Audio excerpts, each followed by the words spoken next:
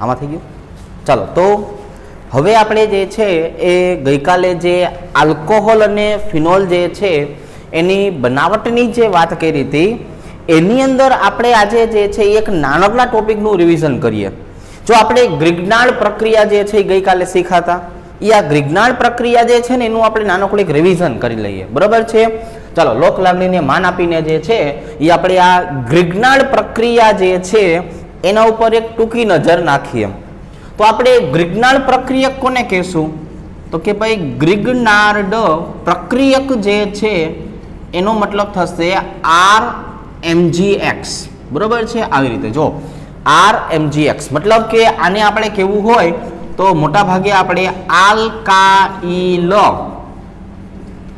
Magnesium halide તરીકે ઓળખાવી શકાય. ઘણી બધી વિશિષ્ટ પ્રક્રિયાઓમાં અહીંયા ફિનાઇલ રિંગ પણ જોવા મળતી હોય છે. હવે અહીંયા આપણે આવું શીખવાયું હતું કે જો આપણે ગ્રિગ્નાળ પ્રક્રિયાની અંદર ફોર્માલ્ડિહાઇડ લઈએ તો એ આપણને પ્રાથમિક આલ્કોહોલ છે એ આપે છે. એવી રીતે તમે ફોર્માલ્ડિહાઇડ સિવાયનો કોઈ પણ આલ્ડિહાઇડ લ્યો, કોઈ પણ આલ્ડિહાઇડને RCHO વડે દર્શાવાય તો એ આપણને જે છે એ દ્વિતીયક આલ્કોહોલ જે છે એ આપે છે. અને એવી જ રીતે આપણે જે છે એ કીટોનની વાત કરીએ RCOR તો કીટોન જે છે એ આપણને તૃતીયક આલ્કોહોલ આપે છે. તો આનો મૂળભૂત નિયમ થઈ ગયો. આપણે આના ઉપર જે છે એ વધારે ફોકસ કરવાનું છે કે ભાઈ ફોર્માલ્ડિહાઇડ, આલ્ડિહાઇડ અને કીટોન. હવે જો આપણે ડાયરેક્ટ ઉદાહરણથી જ શરૂઆત કરીએ છીએ કે ભાઈ આપણે ફોર્માલ્ડિહાઇડ લઈએ આવી રીતે, બરાબર છે? HCHO એટલે એને ફોર્માલ્ડિહાઇડ કહેવાય. આની પ્રક્રિયા કરવી છે આપણે CH3MgCl સાથે, બરાબર? Methyl magnesium chloride. હવે સમજો એમાં જે મિથાઇલ વાળો ભાગ જે છે કે નહીં એ ઋણ વીજભારિત ઘટક હોય. મેગ્નેશિયમ ધાતુ વાળો ભાગ છે એ કેવો હોય? ધન વીજભારિત ભાગ હોય. હવે આપણે આની જો ચર્ચા કરીએ તો આમાં ઓક્સિજનની વિદ્યુત ઋણતા વધારે હોય એટલે ઈ નેગેટિવ બને, કાર્બન કેવો બને? પોઝિટિવ.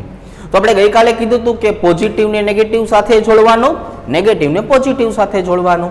એટલે જે છે એ શું થઈ જશે તો કે એટલે આપણે આવું થશે કે R અહીંયા જે છે આવી જશે H અને કાર્બન.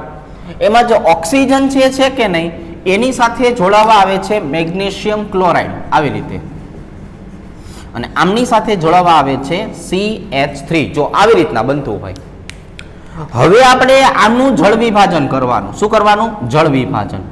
જળ વિભાજન જે છે એમાં પાણીનો અણુ લેવાનો. કોનો અણુ લેવાનો? પાણી. પાણી એટલે H2O. તો આ જે મિથાઇલ વાળો ભાગ જે છે એ એમનેમ રહેશે, પણ મેગ્નેશિયમ ક્લોરાઇડ વાળો ભાગ OH સાથે જોડાઈ જાય એટલે અહીંયા શું છૂટું પાડશે? MgOH અને Cl. આ હાઇડ્રોજન આમની સાથે જોડી જશે એટલે શું બની ગયું? Hydrogen, carbon, hydrogen. અહીંયા આવી જાય OH અને અહીંયા આવી જાય CH3. આને ભેગું કરી નાખો તમે એટલે શું થઈ જાય? CH3 CH2OH. મતલબ શું થયો આપણો? તો કે મતલબ ઇથેનોલ મળે. ઇથેનોલ એટલે પ્રાથમિક આલ્કોહોલ. હવે આપણે આ સ્ટેપ જે છે ને કાપી નાખવું છે એટલે આપણે એસિટાલ્ડિહાઇડનું ઉદાહરણ લઈએ. CH3C=OH. હવે સમજો આપણે પ્રક્રિયા કઈ રીતે કરાવીએ છીએ તો કે CH3Mg અને Br અને એક લેવું છે પાણી. જો એક સ્ટેપ આપણે કાપવું છે ને એટલા માટે. તો હવે આપણને ખબર છે કે ઓક્સિજનની સાથે અંતે કોણ જોડાય? હાઇડ્રોજન. અને આ કાર્બનની સાથે અંતે કોણ જોડાય? CH3. તો મતલબ આ મધ્યવર્તી ભાગનું આપણે કોઈ જ કામ નથી. એટલા માટે આપણે શું કરશું? MgOH ને છૂટું પાડી દઈએ. હાઇડ્રોજન હંમેશા ઓક્સિજન સાથે જ જોડાય છે, CH3 હંમેશા કાર્બન સાથે જોડાય છે. આવી પ્રાથમિક માહિતી આપણે જે છે એ યાદ રાખી લઈએ એટલે આપણને આ બહુ જ સરળ પ્રક્રિયા થઈ જશે. એટલે અહીંયા આવી જશે OH અને અહીંયા આવી જશે CH3. તો હવે આને આપણે વ્યવસ્થિત લખવું હોય તો શું લખાય? CH3 CH ની સાથે જ કોણ જોડાયેલું છે? OH અને અહીંયા આવી જાય CH3. એટલે આ થઈ ગયો આપણો દ્વિતીયક આલ્કોહોલ. એ શું થઈ જાય છે? દ્વિતીયક આલ્કોહોલ થઈ જાય છે. હવે અહીંયા જે છે એ આપણે કીટોન લઈએ. CH3C=OCH3. આની આપણે પ્રક્રિયા કરાવરાવી છે CH3MgI સાથે. જો આપણે હેલોજન બદલતા જઈએ છીએ અને બીજું કોણ આવશે તો કે બીજું આવશે પાણી. શું ખબર છે તો કે ઓક્સિજન અને કાર્બનના બંધ જે છે એ તૂટે, બંને વચ્ચે જે છે એ બંધ તૂટવાના કારણે શું થશે કે કાર્બન ઉપર negative charge positive charge generate થશે, ઓક્સિજન ઉપર નેગેટિવ ચાર્જ જનરેટ થશે. એટલે ઓક્સિજન હાઇડ્રોજનને પોતાની તરફ આકર્ષિત કરશે, કાર્બન છે એ CH3 ને. અને આ ઘટક જે છે એને હવે આપણે જે છે એ બારોબાર છૂટો પાડવાનો થશે. એટલે શું આવી જાય MgOHI. તો વધેલું શું આવ્યું તો કે વધેલું આવું આવ્યું CH3CCH3. ઓક્સિજનની સાથે હાઇડ્રોજન અને કાર્બનની સાથે CH3. એટલે અહીંયા તમે જોઈ શકો છો આ તૃતીયક આલ્કોહોલ જે છે એ નિપજ મળે છે. તો આ જે છે એ ગઈકાલના ટોપિકનું એક જે છે નાનકડું રિવિઝન થયું, કારણ કે આ બહુ અગત્યનો ટોપિક હતો. હવે સાંભળો, હવે આપણે જે છે એ ફિનોલની બનાવટ શીખાતા. ફિનોલની બનાવટમાં આપણે બે નામવાળી પ્રક્રિયા શીખવાડી હતી. કેવી પ્રક્રિયા શીખવાડી હતી? નામવાળી. શું હતું નામવાળી પ્રક્રિયાઓમાં તો કે નામવાળી પ્રક્રિયાની વાત કરીએ તેમાં ડાવ પદ્ધતિ હતી અને બીજા નંબરની પદ્ધતિ જે છે એ કઈ હતી તો કે બીજા નંબરની પદ્ધતિ હતી ક્યુમિન પદ્ધતિ. હવે આપણે જે છે એ આજે ફિનોલની બનાવટ માટેની બીજી બે પ્રક્રિયાઓ જે છે એ શીખીએ. એટલે આજનું આપણું પહેલા નંબરનું બોર્ડ હવે ચાલુ કરીએ છીએ આપણે, જેને આપણે કહેવું છે ફિનોલની બનાવટ. બરાબર છે? ચાલો, બે પરિવર્તન પણ તમે આને કહી શકો છો. હું તમને બંને રીતે શીખવાડીશ, બનાવટ તરીકે તે અને નામ એનું આપણે પરિવર્તન તરીકે પણ દર્શાવશું. એટલે શું થશે કે આપણને આ સમજવામાં જે છે એ વધારે સરળતા રહેશે. કદાચ તમે આપણને પરિવર્તનનો પ્રશ્ન પૂછાય તો પણ આપણે દર્શાવી શકતા હોવા જોઈએ. ચાલો, તો આજનું પહેલું બોર્ડ શરૂ કરીએ છીએ, ફિનોલની બનાવટ. હવે આ જે ફિનોલની બનાવટ જે છે એની જો વાત કરીએ તો અહીંયા આપણે આજનું ત્રીજા નંબરની જે પ્રક્રિયા જે છે એ શું શીખવાની છે તો કે આજે આપણે ત્રીજા નંબરની પ્રક્રિયા શીખવાની છે સલ્ફોનેશન જે છે એ સલ્ફોનેશનના ઘન પીગલન દ્વારા. એટલે આ પદ્ધતિ જે છે એને કહેવામાં આવે છે પીગલન પદ્ધતિ. પણ આપણે પીગલન પદ્ધતિ જે છે એને નામ આપી દઈએ પરિવર્તનનું. પરિવર્તન કેવું પરિવર્તન તો કે બેન્ઝીનમાંથી ફિનોલ બનાવવાનું. કેવું પરિવર્તન? બેન્ઝીનમાંથી ફિનોલ. આપણે 11મા ધોરણમાં આવી પ્રક્રિયાઓ જે છે એ તમને શીખવાડેલી હતી. ચાલો, તો પહેલો ઘટક જે છે એ મૂળભૂત રીતે તો કોને લેવો પડશે આપણે તો કે પહેલો ઘટક તો બેન્ઝીનને જ લેવો પડશે. આ જે બેન્ઝીન જે છે ને એનું તમારે કરવાનું છે સલ્ફોનેશન. શું કરવાનું છે? સલ્ફોનેશન. સલ્ફોનેશન કરવા માટે આપણે જરૂર પડશે સાંદ્ર H2SO4 અને ઉદ્દીપક તરીકે જરૂર પડશે ઓલિયમ. જેની જરૂર પડવાની છે ઓલિયમ, H2S2O7 જેને કહેવાય. H2SO4 ના અણુ જે છે એને આપણે આવી રીતે લખશું OH- અને SO3H+. આપણે શીખ્યા છે કે બેન્ઝીન સાથે જોડાયેલા તમામે તમામ 6 હાઇડ્રોજન કેવા હોય? સરખા. બેન્ઝીન પોતે જે છે શું કરે છે તો કે બેન્ઝીન પોતે જે છે એ 6 ઇલેક્ટ્રોન જે છે એ ઇલેક્ટ્રોન ધરાવે છે.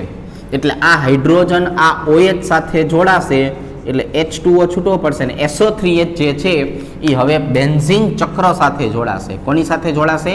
બેન્ઝીન ચક્ર સાથે જોડાશે. એટલે અહીંયા આવી જાય SO3H. હવે જે આપણે નિપજ બનાવરાઈ છે કે નહીં, એ નિપજનું નામ શું છે તો કે નિપજનું નામ છે બેન્ઝીન સલ્ફોનિક એસિડ. અહીંયા જે ઘટક છે આપણી પાસે એનું નામ શું થઈ જાય? બેન્ઝીન સલ્ફોનિક એસિડ તરીકે એને દર્શાવી શકાય. ચલો, હવે આપણે જે છે એ આનું કરવાનું છે ઘન પીગલન. તો જો ઘન પીગલન કરવા માટે આપણે જે છે એ સોલિડ NaOH નો ઉપયોગ કરવાનો છે. કોનો ઉપયોગ કરવાનો છે? સોલિડ NaOH, ઘન NaOH નો ઉપયોગ કરવાનો છે. એટલે આ જે સોડિયમ જે છે કે નહીં એ કોની સાથે જોડાઈ જશે? આ SO3H સાથે જોડાશે અને છૂટું શું પાડશે તો કે ભાઈ છૂટું પાડે છે -NaHSO3. આનું નામ લખવું હોય તો શું લખાય? સોડિયમ બાયસલ્ફાઇટ લખાય. શું લખાય?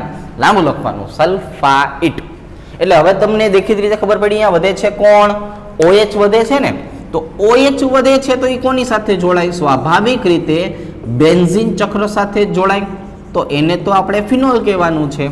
તો આ આપણી આજની પહેલી પ્રક્રિયા હતી, જેને પિગલન પદ્ધતિ કહેવામાં આવે છે, અથવા પરિવર્તન તરીકે લખવું હોય તો શું લખાય? બેન્ઝીનમાંથી ફિનોલ. શું કહેવાય એને? બેન્ઝીનમાંથી ફિનોલ. 11મા ધોરણમાં જે શીખાતા એવી જ રીતે. તો 2 સ્ટેપમાંથી પ્રક્રિયા કરાવરાઈ છે. એક બેન્ઝીન લીધું, બેન્ઝીનનું તમારે સલ્ફોનેશન કરવાનું. સલ્ફોનેશન કરવા માટે સાંદ્ર H2SO4 અને ઓલિયમ લેવામાં આવે છે. ઓલિયમ ઉદ્દીપક તરીકે વર્તે. હવે જે H2SO4 નો ભાગ જે છે ને આપણે આમ લખી નખાય, OH- અને SO3H+, જેથી શું થશે કે બેન્ઝીનના 6 હાઇડ્રોજન તો સરખા જ હોવાના. તો બેન્ઝીનનો હાઇડ્રોજન અને અહીંયા રહેલો જે OH આવેલો છે ને, OH, એ એકબીજા સાથે શું કરશે? તો કે એકબીજા સાથે જોડાઈ જશે. અને એકબીજા સાથે જોડાઈ જવાના કારણે જે છે એ H2O છૂટું પડશે. શું છૂટું પડી જશે? H2O. અને હવે અહીંયા જે SO3H આપણો જે રહેલો છે કે નહીં, એ SO3H આની સાથે જોડાઈ જાય એટલે બની જાય બેન્ઝીન સલ્ફોનિક એસિડ. શું બની જાય? બેન્ઝીન સલ્ફોનિક એસિડ તરીકે વર્તે. અને હવે આપણે અહીંયા જે છે ઘન પિગલનની વાત કરીએ તો NaOH તમે લ્યો, તો NaOH જે છે એ શું થઈ ગયો આપણો? તો કે ભાઈ એ આ SO3H સાથે જોડાય એટલે શું બની જાય? -NaHSO3, સોડિયમ બાયસલ્ફેટ બને. અને આપણી મૂળ નિપજ જે છે એ કઈ મળી જાય? ફિનોલ. આપણને મૂળ નિપજ જે છે એ કઈ મળી જવાની છે? ફિનોલ જે છે એ ફિનોલ મળે છે. ચાલો હવે આવશે ચોથા નંબરની પ્રક્રિયા. આને કહેવામાં આવે છે ડાયએઝોટાઇઝેશન. શું કહેવામાં આવે છે? ડાયએઝોટાઇઝેશન પ્રક્રિયા. બરાબર. ચાલો, તો જે ડાયએઝોટાઇઝેશન પ્રક્રિયા જે છે એની જો આપણે વાત કરીએ તો એને પણ આપણે પરિવર્તન તરીકે દર્શાવવાનું થાય. તો અહીંયા જે છે એ પરિવર્તન આપણે કયું લખશું? તો કે અહીંયા આપણે પરિવર્તન લખશું એનિલીન માંથી ફિનોલ. અહીંયા આપણે જે છે એ લખવાનું હોય તો શું લખાય? એનિલીન માંથી ફિનોલ. હકીકતમાં આ એમાઇન ચેપ્ટરમાં આવશે, ડાયએઝોટાઇઝેશન પ્રક્રિયા.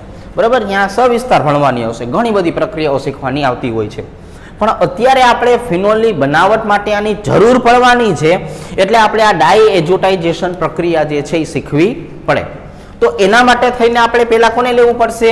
તો કે એનિલીનને લેવું પડશે. જો એનિલીનને લઈ એટલે શું થાય? NH2. આવી રીતે. હવે આ જે એનિલીન જે છે એની જો ચર્ચા કરીએ તો એની આપણે પ્રક્રિયા જે છે એ કોની સાથે કરશું? તો કે ભાઈ એની પ્રક્રિયા કરવાની છે સોડિયમ નાઇટ્રાઇટ અને 2 અણુ HCl ના લેવાના. કોના લેવાના? 2 અણુ HCl ના. એટલે જે છે એ શું થશે? તો કે જો હું તમને સમજાવું કે પહેલા તો જાણે આ સોડિયમ છે એ ક્લોરીન સાથે જોડાય એટલે આપણને શું ખબર પડી? NaCl છૂટો પડ્યો. 2 હાઇડ્રોજન આ અને 2 હાઇડ્રોજન આ ઓક્સિજન સાથે જોડાય એટલે શું છૂટું પડી જાય? 2H2O. અહીંયા આપણી પાસે જે છે એ કોણ આવેલું હતું? તો કે અહીંયા આપણી પાસે આવેલું હતું એનિલીન. એનિલીનમાંથી 2 હાઇડ્રોજન HCl ના 2 ઓક્સિજન સાથે જોડાય એટલે 2 અણુ પાણીના છૂટા પડે. હવે અહીંયા જે Na અને Cl છૂટું પડ્યું એટલે શું બની જાય? -NaCl. હવે અહીંયા નાઇટ્રોજન, અહીંયા ક્લોરીન. એટલે આને દર્શાવવામાં આવે છે N2 Cl- તરીકે. આની જે છે એ બંધ રચના છે ને, તો તમને પહેલા બંધ રચના સમજાવું. આવી રીતના હોય, નાઇટ્રોજન ડબલ બોન્ડ નાઇટ્રોજન અને ક્લોરીન આવી રીતના જોડાય. પછી ક્લોરીનની વિદ્યુત ઋણતા વધારે હોય એટલે બંધના ઇલેક્ટ્રોનને ખેંચે એટલે એ નેગેટિવ બને અને અહીંયા જે છે એ શું બને? પોઝિટિવ. એટલે આ નાઇટ્રોજનના જે અબંધકારક ઇલેક્ટ્રોન યુગ્મ છે એનું અહીંયા દાન થાય એટલે ટ્રિપલ બંધ રચાય. કેટલા બંધ રચાય? ટ્રિપલ બંધ. એટલે આખું જે છે આમ બનશે કે N જે છે એ નાઇટ્રોજનની સાથે ટ્રિપલ બંધનું જોડાણ કર્યું તો આ નાઇટ્રોજન એટલે અહીંયા આવી જાય પોઝિટિવ ચાર્જ. એટલે આ નાઇટ્રોજન પ્લસ આ Cl માઇનસ. બરોબર છે. આને કહેવાય બેન્ઝીન ડાયએઝોનિયમ ક્લોરાઇડ. પણ આપણે કઈ રીતે લખશું આને? N2+Cl માઇનસ તરીકે. કઈ રીતે લખશું? N2+Cl minus. જો આનું નામ શું છે? બેન્ઝીન. આને કહેવાય બેન્ઝીન. નાઇટ્રોજન કેટલી વખત છે? 2 વખત છે, એટલે ડાય. નાઇટ્રોજનનું લેટિન નામ છે એઝોન. એઝો આપણે એને એઝો તરીકે પણ ઓળખીએ છીએ, બરોબર. એટલે અહીંયા એનો ક્ષાર છે એટલે એને એઝોનિયમ બોલાય. શું બોલાય? એઝોનિયમ. અને ક્લોરીન છે એટલે શું કહેવાય? ક્લોરાઇડ. એટલે અત્યારે આપણે એનિલિન માંથી શું બનાવ્યું? Benzene diazonium chloride. હવે આપણે આની પ્રક્રિયા જે છે એ કોની સાથે કરવાની છે? તો કે મંદ અથવા તો સાંદ્ર એસિડની હાજરીમાં. કોની સાથે? પાણી સાથે. Only water. પાણી સાથે પ્રક્રિયા કરાવવાની. એટલે પાણી સાથે પ્રક્રિયા કરાવશો એટલે હાઇડ્રોજન ક્લોરીન સાથે જોડાય, HCl નો અણુ શું થાય? છૂટો પડે. હવે નાઇટ્રોજન હોય ને એ વાયુ તરીકે છૂટું પડવાનું વધારે વિચારે, એટલે ડાયરેક્ટ N2 વાયુ તરીકે છૂટો પડશે. એટલે આ બુઠું થઈ ગયું. એની ઉપર OH ને જોડી દો.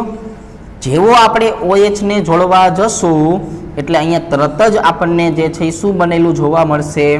એટલે તરત જ આપણને અહીંયા ફિનોલ બનેલું જોવા મળે છે. તો હવે જોવા જઈએ તો કે એનિલિન માંથી શું બને છે? ફિનોલ. તો પહેલા એનિલિન જે છે એની પ્રક્રિયા કરાવવાની, ડાયએઝોટાઇઝેશન એટલે બનાવવાનું બેન્ઝીન ડાયએઝોનિયમ ક્લોરાઇડ બનાવવાનું. અને આ જે બેન્ઝીન ડાયએઝોનિયમ ક્લોરાઇડ જે બનાવ્યું છે એનું હવે શું કરવાનું? તો કે એનું હવે આપણે જે છે કરવાનું છે મંદ જળ વિભાજન. હવે જળ વિભાજન કરશું એટલે આપણને ફિનોલ જે છે એ ફિનોલ મળે છે. રેડી? ચાલો, તો આજનું આપણું આ પેલું બોર્ડ જે છે એ આપણે આવી રીતના જે છે સમજાવેલું છે. હવે આપણે જે છે એ બોર્ડ નંબર 2 તરફ આગળ વધશું.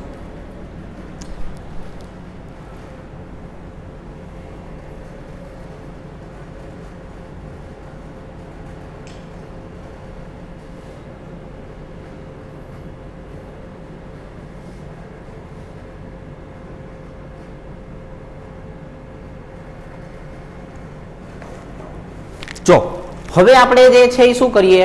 પેજ નંબર 2 ઉપર જતા રહીએ. તો જે પેજ નંબર 2 છે એમાં ફિનોલ બનાવી નાખ્યો હવે, અને આપણે એની સાથે સાથે જે છે એ શું કર્યું? આલ્કોહોલ પણ બનાવી નાખ્યો. તો હવે આપણે આવા આલ્કોહોલ અને ફિનોલ જે છે એના ગુણધર્મમાં આગળ વધવાનું છે. હવે આપણે શું કરવાનું છે?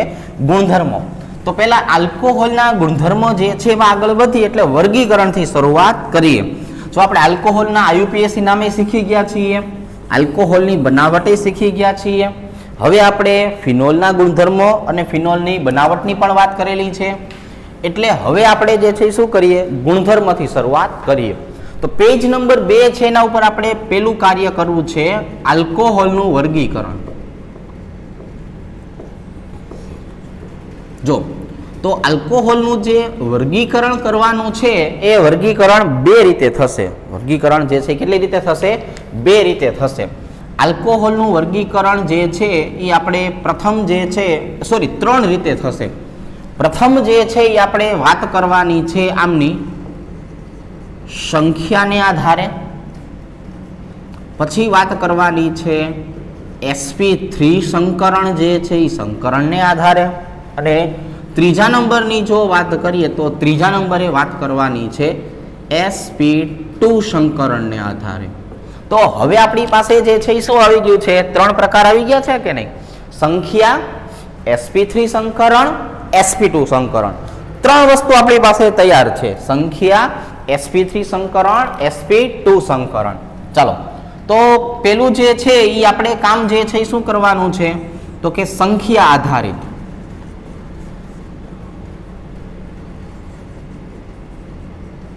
હવે સંખ્યા આધારિત જે છે એની અંદર જો એક જ પ્રકારનો જે છે જોડાયેલો હોય OH, એક જ OH જોડાયેલો હોય તો એને મોનોહાઇડ્રિક બોલાય. શું બોલાય? મોનોહાઇડ્રિક. જો સંખ્યા 2 થઈ જાય તો એને ડાય અથવા તો બાયહાઇડ્રિક કહેવાય. શું કહેવામાં આવે છે? ડાય અથવા તો બાયહાઇડ્રિક. અને જો એના કરતાં વધી જાય કે નહીં તો એને કહેવાય પોલીહાઇડ્રિક. મતલબ શું થયો? કે આની સંખ્યા ઉપર આધારિત છે. એક જ હોય તો મોનોહાઇડ્રિક, બે હોય તો ડાય અથવા ટ્રાય, અને બે કરતા વધારે હોય તો એને પોલીહાઇડ્રિક કહેવાય. પછી 3 હોય તો ટ્રાય, 4 હોય તો ટેટ્રા, 5 હોય તો પેન્ટા. એટલે આપણે એને પોલી નામ આપી દીધું છે. હવે આપણે OH ની સંખ્યાની આધારિત કરવાનું છે. ફોર એક્ઝામ્પલ આપણે લખીએ CH3OH, તો આપણે આને મિથેનોલ કહીએ. તો મિથેનોલ છે એ કેવો કહેવાય? મોનોહાઇડ્રિક. આપણે ઇથેનોલની વાત કરીએ CH3CH2OH, તો આમાં પણ એક જ OH છે, તો આને પણ શું કહેવાય? મોનોહાઇડ્રિક. તો ઇથેનોલ કોણ થઈ ગયો? મોનોહાઇડ્રિક થઈ ગયો. હવે આપણે એમાં શાખા પણ પાડી દઈએ. તો જો શાખા ઇઝ ડઝન્ટ મેટર, શાખા ગમે એટલી હોય એનાથી કોઈ નથી, ફેર પડવાનો છે OH ની સંખ્યાથી. OH ની સંખ્યા એક જ છે એટલે આપણે આને શું કહેવું પડે? મોનોહાઇડ્રિક. તો આ કોણ છે? તો કે આ છે આઇસોપ્રોપાઇલ આલ્કોહોલ. બરોબર.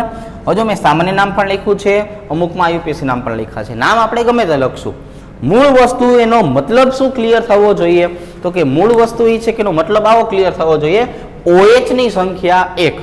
અહીંયા તમે જોઈ શકો છો OH 1 છે, અહીંયા તમે જોઈ શકો છો OH 1 છે, OH 1 છે. એક OH એટલે મોનોહાઇડ્રિક.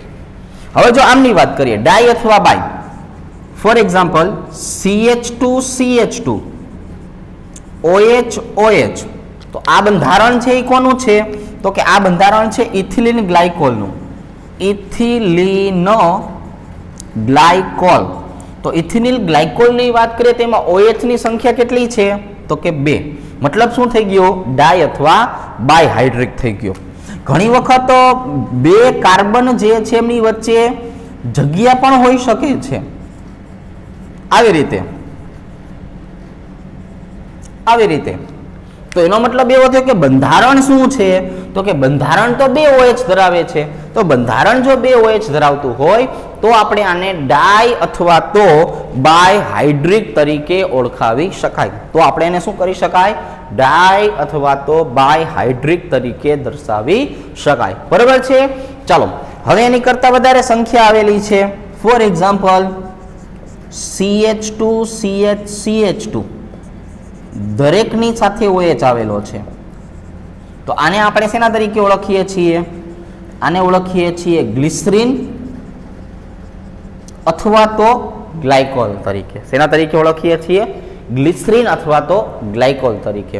તો આ જે ગ્લિસરીન અથવા ગ્લાયકોલ જે છે એની વાત કરીએ તો એ પોલીહાઇડ્રિક આલ્કોહોલ જે છે એનો ભાગ છે. કારણ એની અંદર તમે જોઈ શકો છો OH ની સંખ્યા જે છે એ ઘણી બધી વધારે છે. પછી આવા આપણે વધારાના ઉદાહરણ જોતા જઈએ તો આપણને શું ખબર પડતી જશે? તો આપણને ખબર પડશે કે OH ની સંખ્યા ઉપર જે છે તમે એનું નામ કરી શકો. 5 OH આવેલા હોય તો એને પેન્ટાહાઇડ્રિક કહી શકાય, 7 આવેલા હોય તો એને હેપ્ટાહાઇડ્રિક કહી શકાય. એ પછી એના પ્રકાર ઉપર આધારિત છે. પેલું સંખ્યાને આધારે. હવે બીજા નંબરની વાત કરીએ. સેકન્ડ થિંગ કઈ છે? તો કે સેકન્ડ થિંગ છે sp3 સંકરણને આધારે. તો હવે જે sp3 સંકરણ છે એને આધારે પાછા એના પેટા પ્રકાર 3 પડશે. કેટલા પડશે? 3 પેટા પ્રકાર પડશે. જો 1, 2 અને 3. પેલું જે છે એને કહેવામાં આવે છે આલ્કાઇલ આલ્કોહોલ. બીજા નંબરે જે આવે છે એને કહેવામાં આવે છે એલાઇલિક આલ્કોહોલ. બરોબર છે. હેલાઇડના પ્રકાર આપણે આવા શીખા હોય, આલ્કાઇલ હેલાઇડ, એલાઇલિક હેલાઇડ, બરોબર છે, બેન્ઝાઇલિક હેલાઇડ. તો એવી જ રીતે જ્યાં હેલાઇડ હતું ત્યાં આવવાનું છે આલ્કોહોલ. તો જોવો જોઈએ આલ્કાઇલ હેલાઇડ જે છે એની જો હું વાત કરું તો અહીંયા આવી રીતે દર્શાવીશ CH3CH2OH. એની સાથે આપણે આવી રીતે દર્શાવશું CH3CHOH અને CH3. અને એની સાથે આપણે આવી રીતે દર્શાવશું CH3 અને OH. બરાબર છે. મતલબ OH ધરાવતો કાર્બન sp3 સંકરણ ધરાવે છે તો કે હા. બીજા એક કાર્બન સાથે જોડાયેલો છે તો કે હા. એનો મતલબ કે આને કહેવાય પ્રાથમિક આલ્કોહોલ. આલ્કાઇલનો મતલબ શું થયો? પ્રાથમિક આલ્કોહોલ. OH ધરાવતો કાર્બન sp3 સંકરણ ધરાવે છે? તો કે હા. બીજા 2 કાર્બન સાથે જોડાયેલો છે? તો કે હા. તો એટલા માટે આને દ્વિતીયક આલ્કોહોલ તરીકે ઓળખાવી શકાય. શેના તરીકે ઓળખાવી શકાય? દ્વિતીયક આલ્કોહોલ તરીકે ઓળખાવી શકાય. હવે અહીંયા તમે જો, અહીંની જો આપણે વાત કરીએ તો આ કાર્બન જે છે એ કયું સંકરણ ધરાવે છે? sp3. બરોબર છે. બીજા કેટલા કાર્બન સાથે જોડાયેલો છે? 3. તો એટલા માટે આને કહેવામાં આવે છે તૃતીયક આલ્કોહોલ. તો આલ્કાઇલ આલ્કોહોલ જે છે એમાં પ્રકાર કેવા પડશે? પ્રાથમિક, દ્વિતીયક અને તૃતીયક. ચલો, હવે એલાઇલિક આલ્કોહોલ છે ને એ થોડુંક વિશિષ્ટ છે. એ આવી રીતે કે ભાઈ અહીંયા લખી નાખશું CH2 double bond CH, CH2 અને OH. મતલબ એવો થયો, આલ્કોહોલ ધરાવતો કાર્બન જે છે એ કેવો હોવો જોઈએ? sp3 સંકરણ ધરાવતો. અને એની બાજુનો જે કાર્બન છે એ કેવો હોવો જોઈએ? sp2 સંકરણ ધરાવતો. તો આને કહેવામાં આવે છે એલાઇલિક આલ્કોહોલ. ફરીથી એક વખત, OH ધરાવતો કાર્બન પોતે sp3 સંકરણ, પણ બાજુમાં sp2 સંકરણ હોય તો આને શું કહેવાય? એલાઇલિક આલ્કોહોલ તરીકે ઓળખાવી શકાય. ફોર એક્ઝામ્પલ, આપણે હજુ એક બંધારણ જોઈએ આવી રીતનું. આવી રીતનું છે, સમજો. તો અહીંયા એક કાર્બન આવેલો હોય, આપણે જે છે એ જોવા જઈએ તો અહીંયા એક કાર્બન આવેલો હોય. એ કાર્બનનું સંકરણ કયું છે? sp3. અહીંયા દ્વિબંધ આવેલા છે, CH હોય ને અહીંયા પણ શું હોય? CH. તો આ કાર્બનનું સંકરણ કયું થઈ જાય? sp2. તો એટલા માટે આ અને આ એ બંને પ્રકારના આલ્કોહોલ છે એને એલાઇલિક આલ્કોહોલ કહેવાય. તો એલાઇલિક આલ્કોહોલની વ્યાખ્યા શું થઈ ગઈ? કે OH ધરાવતો કાર્બન પોતે sp3 સંકરણ ધરાવે છે અને બાજુવાળો કાર્બન sp2 સંકરણ ધરાવે છે. તો આવાને એલાઇલિક આલ્કોહોલ કહેવાય. બેન્ઝાઇલિક આલ્કોહોલ એના જેવું જ થયું, સમજો. ફોર એક્ઝામ્પલ, આપણે વાત કરીએ તો આવી રીતે કે OH ધરાવતો કાર્બન જે છે એનું સંકરણ કેવું હોવું જોઈએ? તો કે એનું સંકરણ sp3 હોવું જોઈએ. અને તરત જ બાજુમાં જે છે કોણ હોવું જોઈએ? તો કે બેન્ઝીન રિંગ હોવી જોઈએ. તો આને કહેવામાં આવે છે બેન્ઝાઇલિક આલ્કોહોલ. પછી આવું બંધારણ હોય તો પણ એને બેન્ઝાઇલિક આલ્કોહોલ તરીકે જ ઓળખાવી શકાય. કેવું બંધારણ? કે અહીંયા આવી ગયેલું છે CH3, અહીંયા આવી ગયેલું છે CH3, અહીંયા આવેલું છે OH. તો મૂળ વ્યાખ્યા એવી છે કે OH ધરાવતો કાર્બન છે એ કોણ છે? તો કે OH ધરાવતો કાર્બન sp3 સંકરણ ધરાવે છે અને એની ઈ કાર્બનની દાંડી સાથે કોણ જોડાયેલું છે? તો કે એની સાથે જોડાયેલું છે બેન્ઝીન રિંગ. તો આને પણ કહેવામાં આવે છે બેન્ઝાઇલિક આલ્કોહોલ. તો બીજા નંબરના બોર્ડ ઉપર જે છે એ આપણે કેવા પ્રકારની માહિતી આપેલી છે? તો કે બીજા નંબરનું જે બોર્ડ છે એના ઉપર માહિતી આપી છે આવી કે સંખ્યા, sp3 સંકરણ, sp2 સંકરણ. આમ આપણે આલ્કોહોલનું વર્ગીકરણ કરી શકાય, જેમાં આપણે સંખ્યાનું અને sp3 સંકરણ જે છે એનું વર્ગીકરણ શીખ્યા. હવે આપણે શીખવું છે sp2 સંકરણને આધારે. જવા દઉં છું, બરોબર છે? ચલો, પેજ નંબર 2. હવે આપણે આવીએ પેજ નંબર 3 ઉપર. સંખ્યાને આધારે વર્ગીકરણ શીખીએ.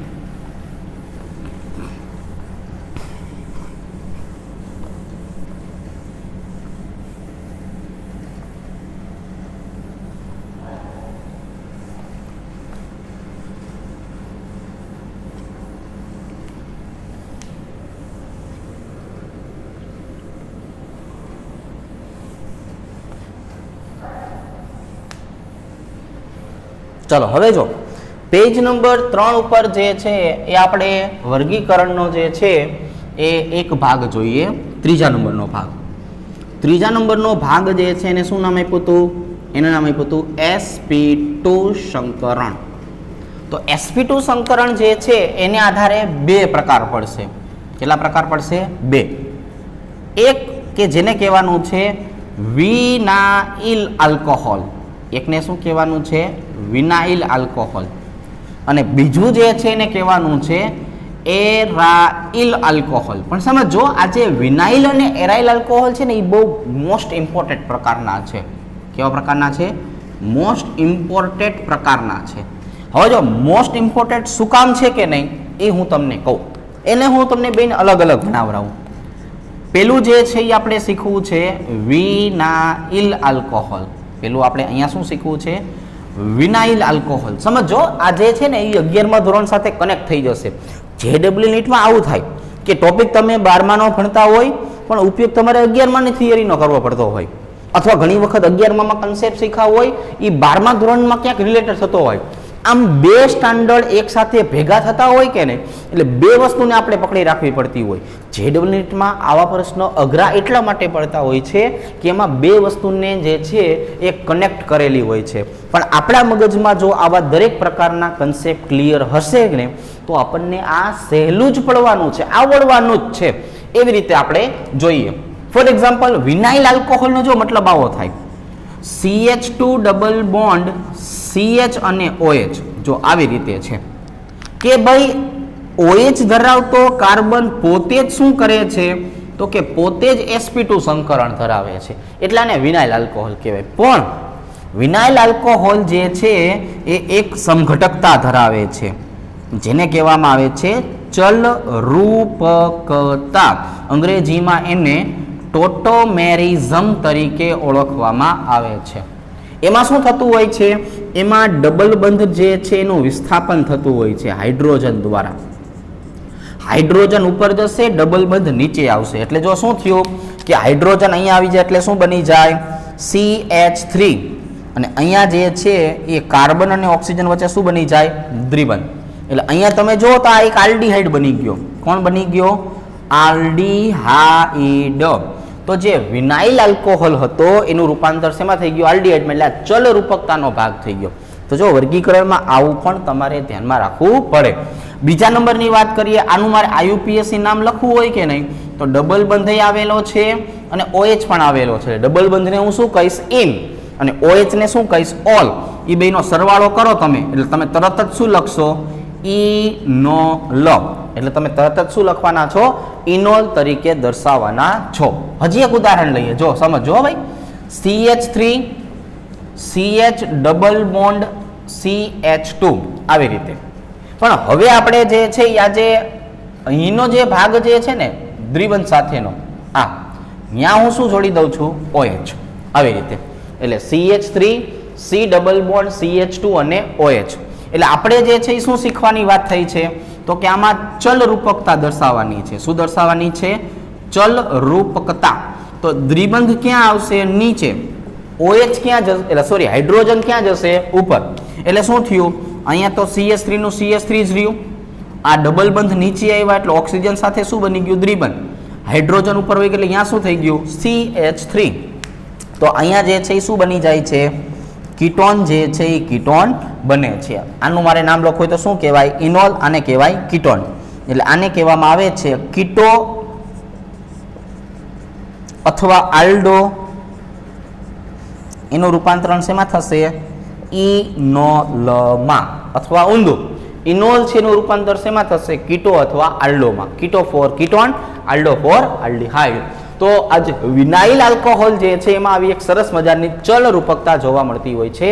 એટલે આ પણ JEE નીટનો એક નાનકડો ભાગ થયો. સમજો, બહુ અગત્યની વસ્તુ હોય છે. હવે વાત કરવાની છે એરાઇલ આલ્કોહોલ વિશે. જો સમજો તો હવે આપણે જે છે અહીંયા ઘટસ્ફોટ કરશું કે એરાઇલ આલ્કોહોલને જ ફિનોલ કહેવામાં આવે છે. શું કહેવામાં આવે છે? ફિનોલ. અને ફિનોલના જુદા જુદા પ્રકારો.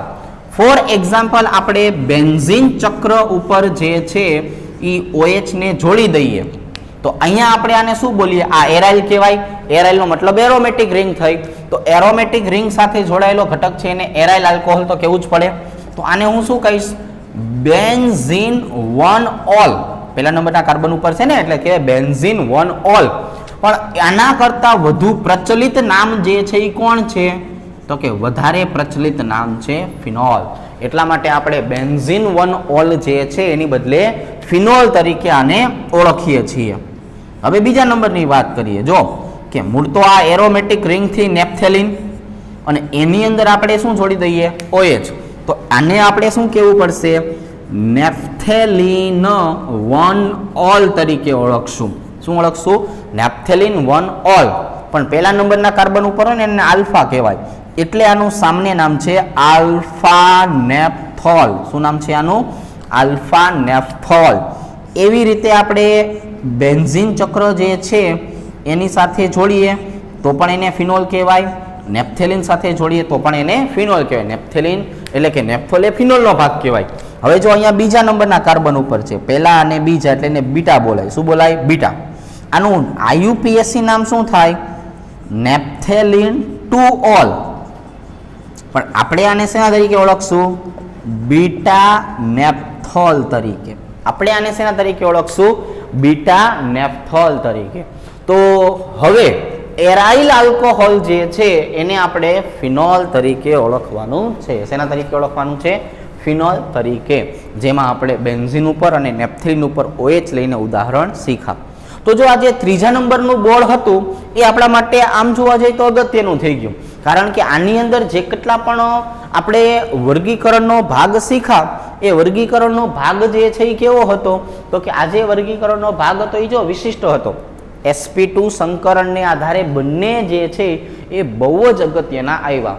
તો હવે આપણે પેજ નંબર 3 થી આગળ વધીએ. હવે આપણે વાત કરવી છે આલ્કોહોલ સંયોજનો જે છે કે નહીં એ આલ્કોહોલ સંયોજનના ભૌતિક ગુણધર્મો. ભૌતિક ગુણધર્મો જે છે એના તરફ આગળ વધીએ. બહુ અગત્યની વસ્તુ છે. જો તમે ધીરે ધીરે સમજશો ને ધ્યાન આપશો એટલે આપણને ખ્યાલ આવશે આ બહુ અગત્યની વસ્તુ છે.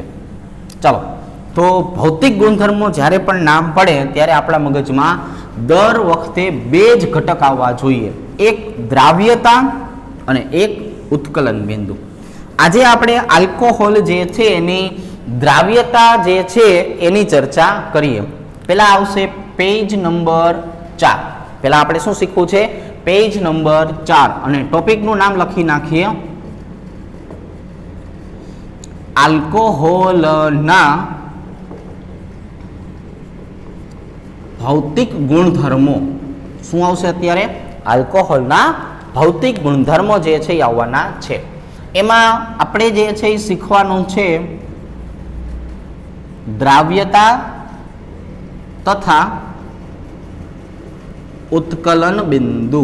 ચલો, તો અત્યારે આપણે જે છે એ દ્રાવ્યતાથી શરૂઆત કરીએ. ક્યાંથી શરૂઆત કરીએ દ્રાવ્યતાથી. તો પેલું જ લખી નાખવાનું દ્રાવ્યતા ચલે છે એકના છેદમાં અણુભાર. અણુભાર વધતો જશે ને તો દ્રાવ્યતા ઘટતી જશે. ચલે છે હાઇડ્રોજન બંધની સંખ્યા. ચલે છે હાઇડ્રોજન બંધની સંખ્યા. હાઇડ્રોજન બંધની સંખ્યા વધશે કે નહીં તો પાછી દ્રાવ્યતા જે છે એમાં શું થશે તો કે તો પાછી દ્રાવ્યતામાં વધારો થશે. તો હવે આપણે જે છે આવું સમજાવશું કે આલ્કોહોલ પહેલા તો પાણીમાં દ્રાવ્ય થાય છે કે શું કામ તો કે હા દ્રાવ્ય તો થશે હો. કારણ કે આલ્કોહોલ જે છે એને પાણી સાથે હાઇડ્રોજન બંધના સંબંધ છે. આ બંને વચ્ચે જે છે શું છે હાઇડ્રોજન બંધનો સ્વભાવ છે, સંબંધ છે. અને જ્યારે હાઇડ્રોજન બંધનો સ્વભાવ હોય કે નહીં સંબંધ હોય કે નહીં તો દ્રાવ્ય થઈ શકે. એટલે આવી રીતે જો ફોર એક્ઝામ્પલ R O અને અહીંયા આવી જાય H આવી રીતે. તો હવે આપણે જે છે જો પાણીની વાત કરીએ તો પાણીને આવી રીતે દર્શાવવું પડે ને HOH. તો હાઇડ્રોજન જે છે એ પાણીની વાત કરીએ તો એ પોઝિટિવ ડેલ્ટા હોય અને હાઇડ્રોજન જે છે એ આલ્કોહોલની વાત કરીએ તો એ પણ પોઝિટિવ ડેલ્ટા હોય. ઓક્સિજન પાણીમાં પણ નેગેટિવ ડેલ્ટા હોય, ઓક્સિજન આલ્કોહોલમાં પણ નેગેટિવ ડેલ્ટા હોય. તો આ બંને વચ્ચે એક સરસ મજાનું આકર્ષણ થશે. આ બંને વચ્ચે પણ સરસ મજાનું આકર્ષણ થશે. જે ટપકા ટપકા વાળો બંધ બને છે એ ટપકા ટપકા વાળા બંધને હાઇડ્રોજન બંધ તરીકે ઓળખાવી શકાય. શેના તરીકે ઓળખાવી શકાય હાઇડ્રોજન બંધ તરીકે. એટલે અહીંયા જે હાઇડ્રોજન બંધ બને છે કે નહીં એટલા માટે આલ્કોહોલ એ પાણીમાં દ્રાવ્ય છે. પણ ક્યાં સુધી તો કે ભાઈ નીચા આણ્વીય દળ ધરાવતા આલ્કોહોલ પાણીમાં દ્રાવ્ય છે.